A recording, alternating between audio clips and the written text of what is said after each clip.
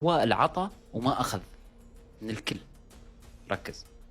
وفدت وعليت وعطيت، وأوقات شغلات ما بينحكى فيها أو عيب إنه أنا أحكي فيها وساويتها. كرمال مين؟ كرمال هدول الأشخاص. أصعب موقف أنا عشته اللي هو من شي 15 يوم بعيد ميلادي. اوكي. كان عيد ميلادي وكنت لحالي، فتذكرت كل السيناريو ال4 سنين شو أنا مساوي مع هاي الناس كلها، أطلع حوالي ما ألاقي حد. فكان مزعج الموضوع، إنه أنت بمكان أناني، مكان ما بيشبهني، ما لقيت نفسي هون.